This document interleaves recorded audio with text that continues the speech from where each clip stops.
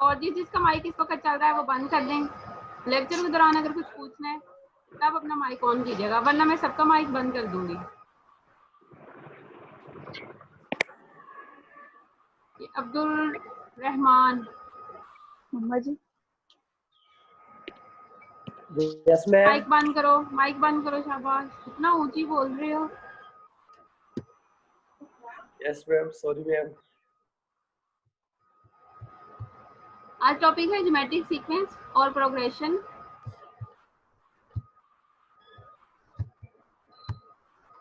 Last पे किया था arithmetic mean and arithmetic progression. Arithmetic progression से अरिथमेटिक मीन हमने किया था। दोनों में डिफरेंस सिर्फ ये था कि वहाँ पे सेंटर वाली जो हम वैल्यू फाइंड करते हैं वो अरिथमेटिक मीन कहलाती है, और अरिथमेटिक प्रोग्रेशन जो है वो एक सीक्वेंस कहलाता है जिसमें सीक्वेंस वाइज डिफरेंस चल रहा था। किसी भी तरतीब से लिखे गए नंबर के अंदर जब डिफरेंस की फॉर्म आ जाती है, मतलब 2 का डिफरेंस है, 4 का है, 6 का है, वो हमारे पास अरिथमेटिक मीन कहलाती है।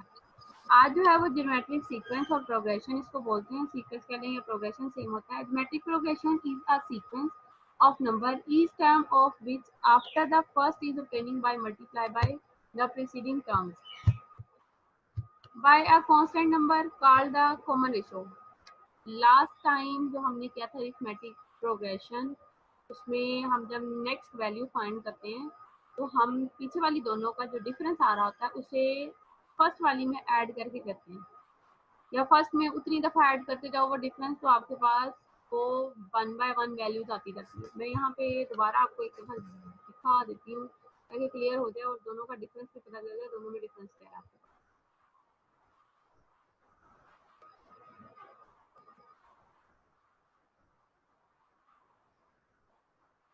ये था हमारे पास arithmetic sequence, a sequence in which each term after the first term is obtaining from the preceding terms by adding a fixed number। एक फिक्स नंबर को ऐड करके जब पिछले टर्म्स में हम ऐड करते जाते हैं तो हमारे पास नेक्स्ट टर्म जो है वो आती है। ठीक है, आज जो है वो ज्योमेट्रिक मीन है, उसमें इसने डेफिनेशन में क्लियर किया है कि आफ्टर मल्टीप्लिकेशन,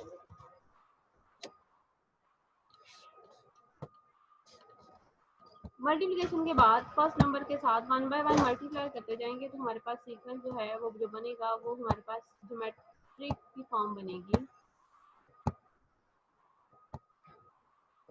इसकी डेफिनेशन है a geometric progression is a sequence of numbers and each term of which after the first is obtaining by multiply the preceding terms by a constant number called a common ratio। common ratio is denoted by r। इसमें ratio आएगी, ratio को denote करेंगे हम r के साथ। Like this sequence example के तौर पर इसने दिया 2 4 8 16 32 इज ज्योमेट्रिक प्रोग्रेशन। 2 और 4 में किस टाइप का डिफरेंस आ रहा है आपके पास? 2 नंबर्स का है। 4 और 2 में कितना आ रहा है? 4 नंबर का। 8 और 16 में आपके पास क्या डिफरेंस आ रहा है? 8 का। 2 का 2 से मल्टीप्लाई करेंगे 4, 4 को 2 से मल्टीप्लाई करोगे 8, 8 को 2 से मल्टीप्लाई करेंगे 16, 16 को 2 से मल्टीप्लाई करेंगे 32। यही उसने बोला है कि हर एक टर्म को उस नंबर से अगर मल्टीप्लाई किया जाएगा तो हमारे पास नेक्स्ट वाली टर्म आएगी। Because each number is obtained by multiply the preceding number by 2। बोल दिया कि पीछे वाले नंबर को 2 से तरफ देते जाएं तो आपके पास न्यू जो है वो नंबर्स आते जाएंगे। 2 4 8, इसी तरह 4 12 36 के 4 12 36 को किससे उसने मल्टीप्लाई किया? 3 के साथ। 4 को 3 से मल्टीप्लाई करेंगे 12, 12 को 3 से मल्टीप्लाई करोगे आपके पास आएगा 36। आगे फर्दर इसके प्रोग्रेशन के लिए टोटल 1 बाय 1 3 से मल्टीप्लाई कर दें 36 स्क्वायर को। Note, in geometric progression the ratio between any two consecutive terms remains constant। constant ही आता है, हमेशा constants के ही सीक्वेंस होते हैं इसलिए constants ही आएगी। हमेशा कहता है एक constant ही रहेगा, वो constant rational हो सकता है, irrational किसी भी फॉर्म का हो सकता है। and is obtained by dividing the next term with the preceding term। कहता है रेशो निकालने के लिए दो कंसेक्यूटिव टर्म्स को हम डिवाइड करेंगे, नेक्स्ट वाले टर्म को प्रीसीडिंग टर्म पिछले टर्म पे डिवाइड करो तो आपके पास रेशो आ जाती है। अब यहाँ पे जो ऊपर सीक्वेंस दिया था इसमें अगर रेशो निकालनी हो यहाँ से देखें तो आपके पास रेशो से ही हम बेसिकली फाइंड कर रहे होते हैं नेक्स्ट नंबर। 12 को आप 4 पे डिवाइड करो तो आपके पास क्या आता है? 3। इसी तरह 36 को 12 पे डिवाइड करेंगे तो फिर आपके पास 3 आएगा। रेशो फाइंड करने के लिए अगर आप नेक्स्ट वाले नंबर को पिछले नंबर पे डिवाइड करेंगे तो आपके पास रेशो आ जाएगी। एन टर्म, ये क्वेश्चन फाइंड करने के लिए हमेशा एन टर्म फाउंड करती है, इसलिए अरिथमेटिक मीन की भी हमने एन टर्म निकाली थी जो हमारे पास थी a n is equal to a into plus n d. N जो थे number of elements, and d जो था उसका डिफरेंस आ रहा था दो टर्म्स के बीच में, जितना भी डिफरेंस आ रहा होता है। एन टर्म और जनरल टर्म्स और लास्ट टर्म, जनरल टर्म कह लें, लास्ट टर्म कह लें, या उसकी एन टर्म बोल लें, जो मर्जी ले लें।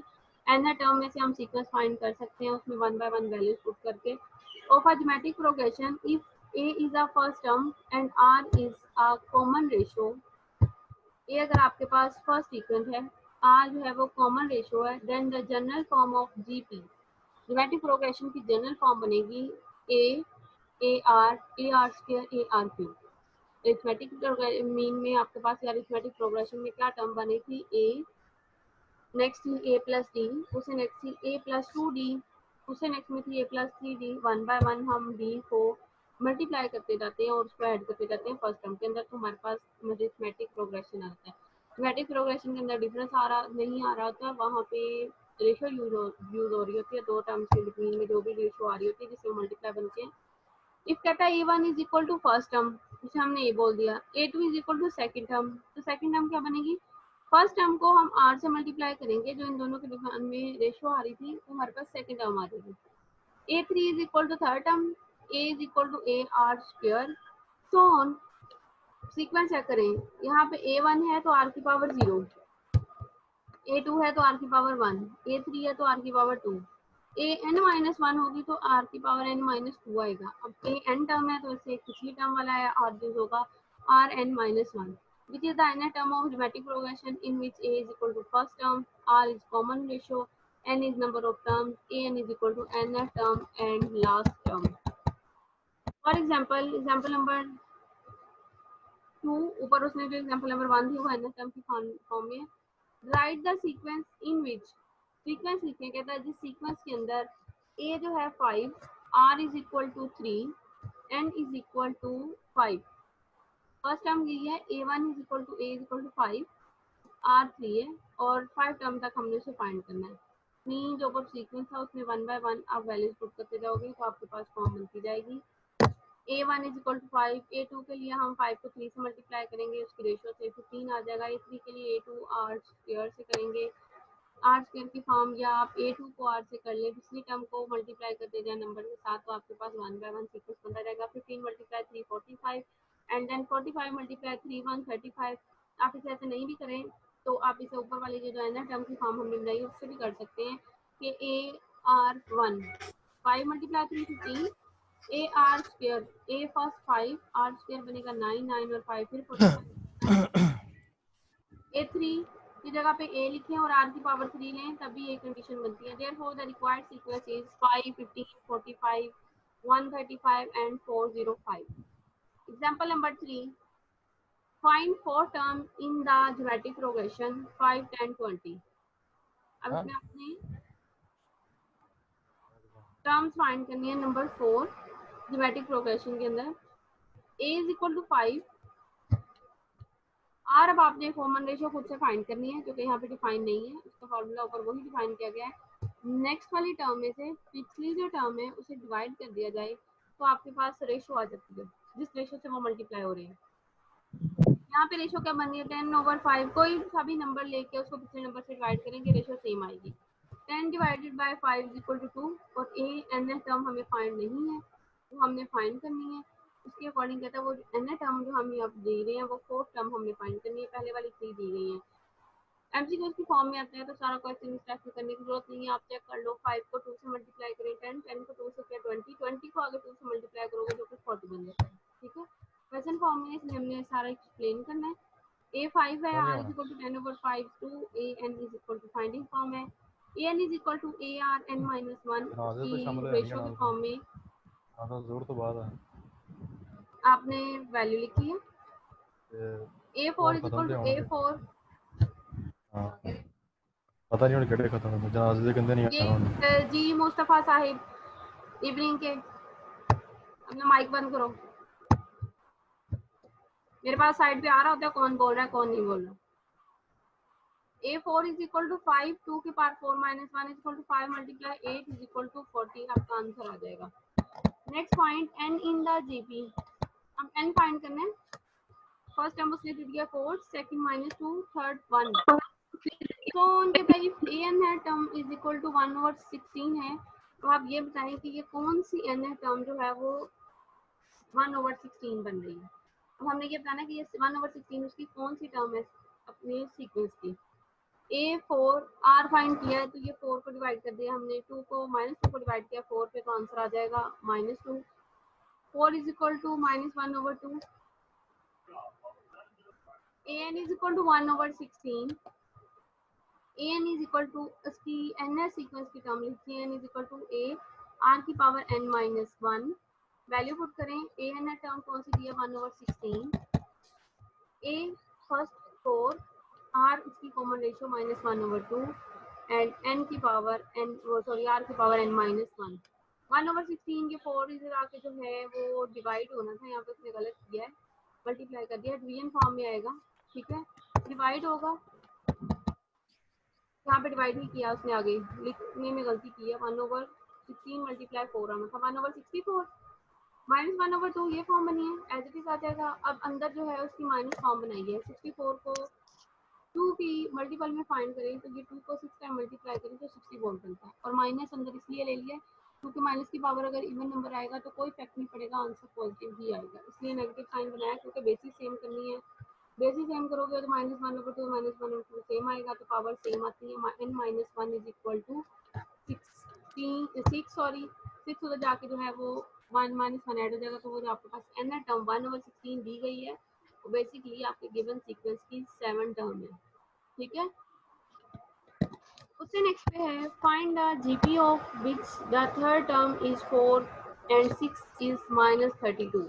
Fourth third term and 6 term define है। अब आपने ये पूरा ज्योमेट्रिक प्रोग्रेशन सीक्वेंस जो है वो खुद से फाइंड करना है। कैसे फाइंड करोगे जरा बताओ जल्दी से। स्क्रीन शो हो रही है सबके पास में, जरा मुझे बताएं कैसे शो होगा।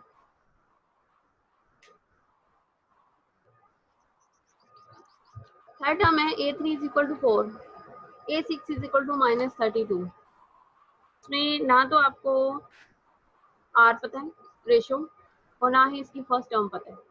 ठीक है, लेकिन दो सीक्वेंस, अगर सीक्वेंस की कोई सी भी दो टर्म दे दी जाए उसमें से हम r निकाल सकते हैं। फॉर्मूला अप्लाई करोगे, an is equal to a r की पावर n-1। थर्ड टर्म के लिए फार्मूला अप्लाई करोगे तो n की जगह पे 3 आ जाएगा। ये 6 के लिए फार्मूला अप्लाई करोगे तो 6 is equal to a r की पावर 6-1, जो कि ये टर्म बनेगी। ठीक है, इन दोनों को सॉल्व करते हुए हम r भी निकाल सकते हैं, a भी फाइंड कर सकते हैं। दो इक्वेशन दी जाए, दो अननोन दिए जाए तो फाइंड हो सकते हैं। डिवाइडेड 1/2, अब फर्स्ट को सेकंड पे डिवाइड कर दो, इससे होगा ये देखो, राइट साइड राइट पे डिवाइड होगी, लेफ्ट साइड लेफ्ट पे डिवाइड होगी। AR2/AR की पावर 5 इज इक्वल टू 4/-32। ए से कैंसिल हो जाएगा, r की पावर आपके पास क्या बनेगी 3 रह जाएगी। ऑपोजिट करोगे ये फॉर्म बनेगी, r3 is equal to -8 is equal to -2 की power 3 implies r is equal to -2। Geometric progression अब फाइंड करनी है। r इज इक्वल टू -2 आ गया, आगे क्वेश्चन उसने सॉल्व नहीं किया, मैं उसको डिफाइन कर देती हूँ। r इज इक्वल टू -2, इसे आप ये जो ऊपर 3 वाला फॉर्मूला था या 6 वाला, इन दोनों में से फर्स्ट और सेकंड इक्वेशन किसी एक में पुट करोगे, आपके पास a आ जाएगा। आगे सिंपल है, फॉर्मूला अप्लाई करते जो a को फर्स्ट टर्म जो आएगी तो r से मल्टीप्लाई करते जाएं 1 2 3 पावर लेके, तो आपके पास पूरा का पूरा सीक्वेंस बन जाएगा। ठीक है, क्लियर है यहाँ तक। नेक्स्ट में है आपके पास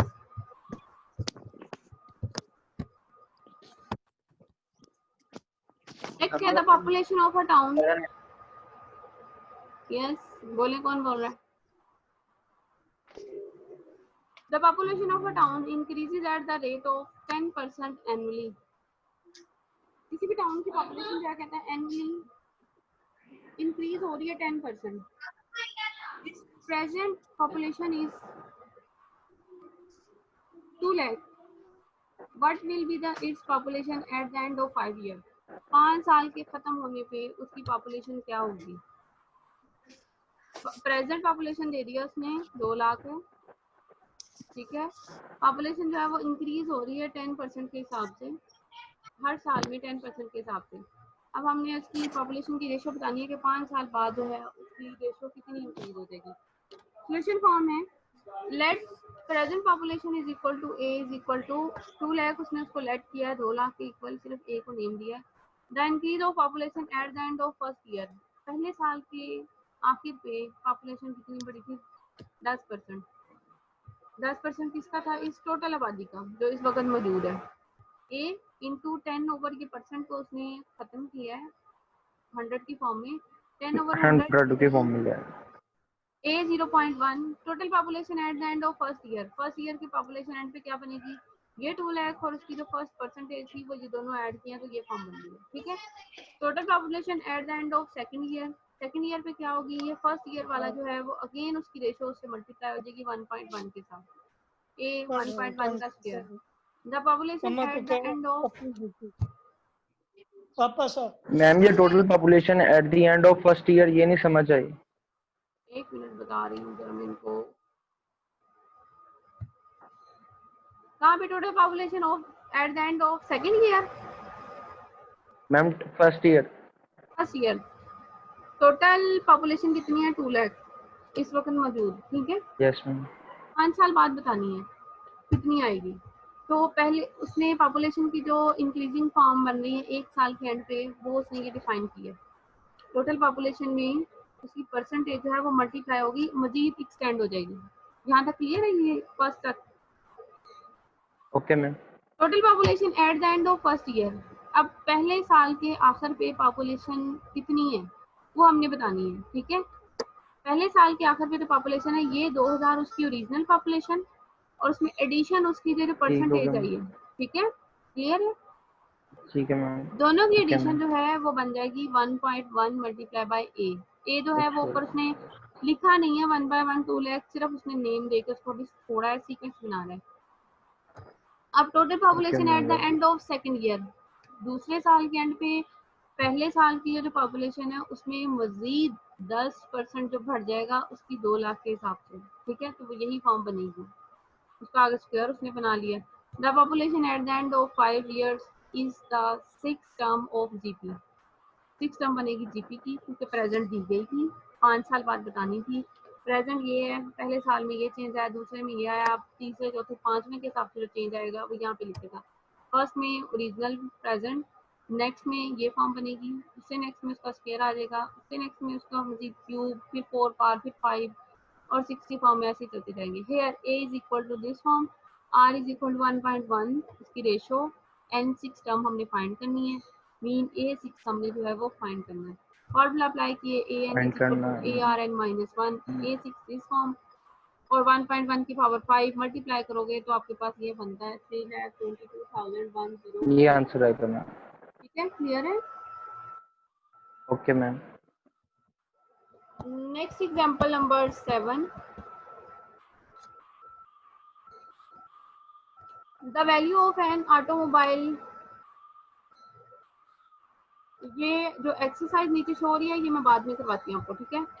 पहले एग्जांपल है यहाँ पे, the value of an automobile depreciate at the rate of 15% per year, what will be the value of automobile 3 years hence, which is now purchased for rupees 45,000। Present जो परचेजिंग उसकी है प्राइस वो आ रही है 45,000। The amount depreciate at the end first year, मतलब पहले साल में उसकी जो अमाउंट इंक्रीज हो रही है वो 15% के हिसाब से बढ़ रही है 0.15 ए। ऊपर वाले क्वेश्चन की तरह यहाँ पे उसने मोबाइल ले लिया, वहाँ पे उसने आबादी ली हुई थी, 5 साल का पूछा था, यहाँ पे 3 साल के बाद पूछ लिया कि अगर 45 उसकी ओरिजिनल प्राइस है तो 15% के हिसाब से वो कितनी बढ़ जाएगी। ठीक है। सिर्फ उसने ये डिफाइनिंग इसमें की है कि 15% के हिसाब से उसकी रेशो में क्या डिफरेंस आता जाएगा। a is equal to 0.15 A.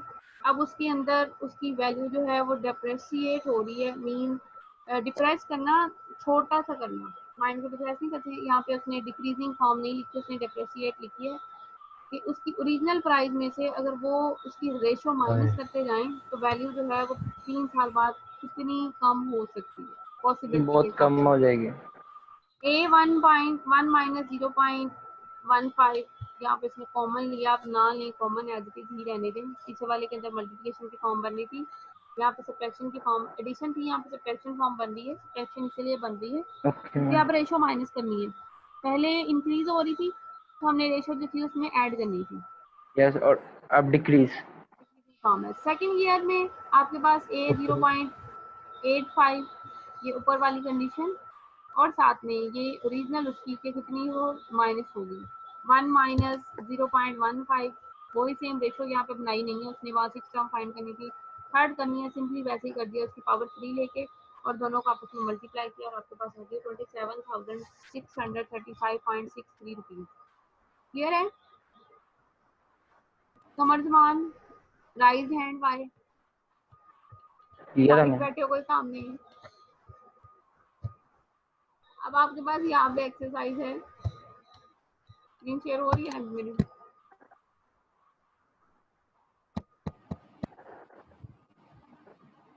Ma'am कमर को कोई प्रॉब्लम आ रही है, पूछ लें। क्या हुआ है? पूछे, जो भी पूछना होता है साथ ही पूछे। नहीं मैम, कोई प्रॉब्लम नहीं है। कोई तो प्रॉब्लम है नहीं? कि पछला मुझे पता है। नहीं कोई को प्रॉब्लम जिसको नहीं प्रॉब्लम है नहीं यार। है, जिसको प्रॉब्लम होनी चाहिए वो खुद दूसरे को कह रहा है उसको प्रॉब्लम है, ऐसे ही है। मुझे क्या मैम सुनाओ। ऐसे तंग कर रहे हैं, ठीक है। आगे मैम यहाँ समझ। पे कुछ इसके क्वेश्चंस हैं। मैम ये कौन सी मतलब लैंग्वेज है? गौर से देखो, ये मैथ की लैंग्वेज है, मैथमेटिक्स। सिर्फ इसके अंदर जो पहले आपने सिंपल क्वेश्चंस किए हुए हो रियल नंबर के साथ, अब यस इसमें मैम। यहाँ पे जो ये कैसे? लैंग्वेज पूछ रही है ये चाइनीज कॉम्प्लेक्स लैंग्वेज। नंबर की है। रेशो, प्रोपोर्शन, ये सारे के सारे जरूरी नहीं है कि रियल नंबर की फॉर्म में है। इसी तरह सीक्वेंस और सीरीज भी रियल नंबर की फॉर्म में नहीं होती। कॉम्प्लेक्स नंबर में रैशनल, इरेशनल, हर नंबर की सीरीज बनती है। रियल नंबर जो दिए जाते हैं वो भी एक सीरीज के साथ है जिसके अंदर डिफरेंस आता है हमारे पास पॉइंट वाइज, क्योंकि उसके अंदर रैशनल, इरेशनल बहुत सारे नंबर आ रहे होते हैं, उसका डिफरेंस कंपेयर नहीं होता। नेचुरल नंबर, होल नंबर, इनके अंदर सेम डिफरेंस चल रहा होता है। इसी तरह इंटीजर्स में भी इन सब में डिफरेंस जो है वो 1 आता है हमारे पास।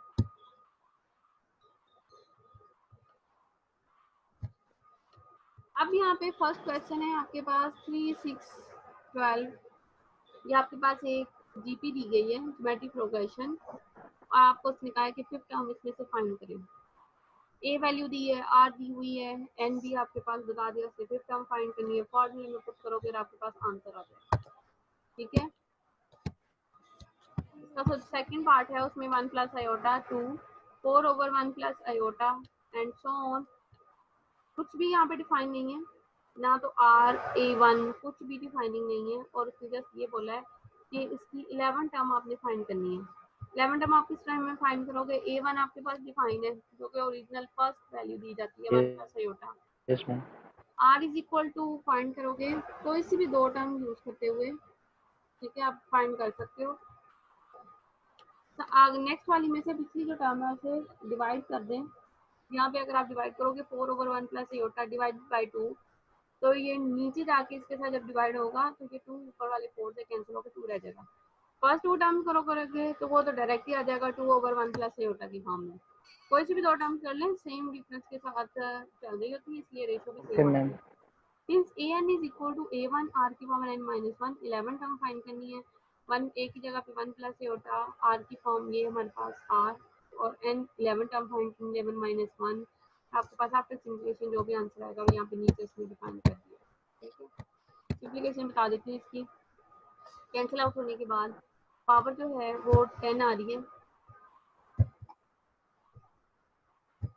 ये पावर आपके पास 10 बन रही है।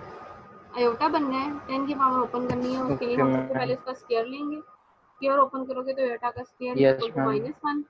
अंदर आपके पास सिंपल वैल्यू रह माइनस गई है 1। -2 5, 2 आयोटा की पावर 5, -2 5 -32 आ जाएगा। ऑड है, ऑड के लिए आपका जो आंसर आता है वो हमेशा माइनस के साथ ही आता है। आयोटा की पावर 5 को आपने ओपन किया, आयोटा 4 डॉट आयोटा, आप इसे आयोटा स्क्वायर करके भी कर सकते थे। Log iota iota. स्क्वायर -1 का स्क्वायर मल्टीप्लाई आयोटा -1 का स्क्वायर, फिर आपके पास 1 आएगा और ये आपका आंसर आ जाएगा। ये आपकी 11 टर्म आएगी 32 × 1 माइनस आयोटा। क्लियर है? Okay, ma'am. क्वेश्चन नंबर 3 भी एवरीज है, 3. वाला ही है। Question number 5,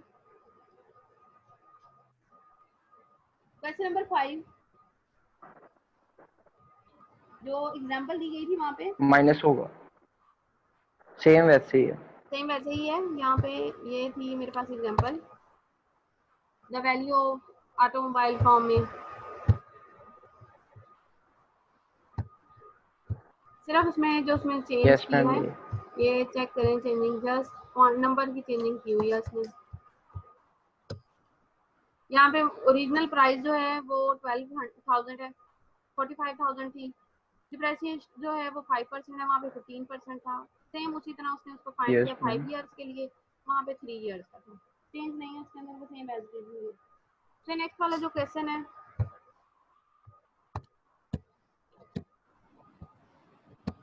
question number 6, x square minus y square x plus y over x minus y, so on x plus y over x माइनस y की power 9। 9 n की power 9 तक थी। Which term of the sequence, the last वाली जो ये term उसने लिखी है x plus y over x minus y की पावर 9, ये आपके सीक्वेंस की कौन सी टर्म है, ये हमने इसमें डिफाइन करना है। एन टर्म हमने जो दी हुई है यहाँ पे वो बतानी है कि कौन सी टर्म है। फर्स्ट टर्म है आपके पास x square minus y square, second term है x plus y, third x plus y over x minus y, so on. Last वाली जो टर्म है ये डिफाइन नहीं है कि कौन सी टर्म है, इसको मैं बता नहीं सकती फिलहाल कि कौन सी टर्म है। पहली दूसरी तीसरी का तो सीक्वेंस से आ रही है इसलिए बता सकते हैं। A is equal to x square minus y square, r ratio निकालेंगे x plus y over x square minus y, divide किया है नेक्स्ट वाली को प्रीवियस वाली के फॉर्म में। फॉर्मूला अपन की x square minus y square वाला x plus y x minus y cancel होगा तो ये आ जाएगा 1 ओवर एक्स माइनस वाई। अब इसे फर्स्ट सेकंड थर्ड टर्म में ऐड करते जाएंगे तो आपके पास वैल्यूज आती जाएंगी, और जो लास्ट वाली टर्म है उसको एन टर्म के नाम से हमने फाइंड करना है कौन सी term. N is equal to x plus y और एक्स माइनस वाई की पावर 9।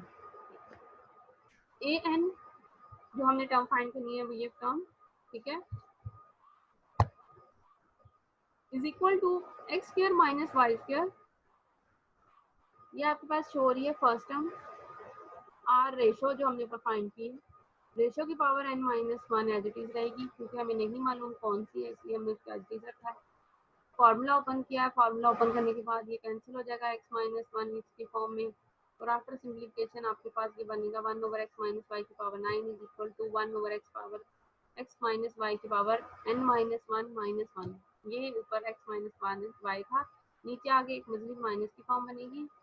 अब पावर कंबाइन किया, ऊपर 1 है, 1 की कोई सी पावर ले सेम रहेगी। अब बेसिस सेम है, पावर भी सेम होगी। 9 is equal to n minus 2 implies n is equal to 11 ma'am means ये जो x आपके माइनस पास वाई, मैम ये x माइनस वाई नीचे क्यों ले गए हैं नीचे लेके नहीं गए, यहाँ देखें ये नीचे ही है यहाँ पे। आप? ये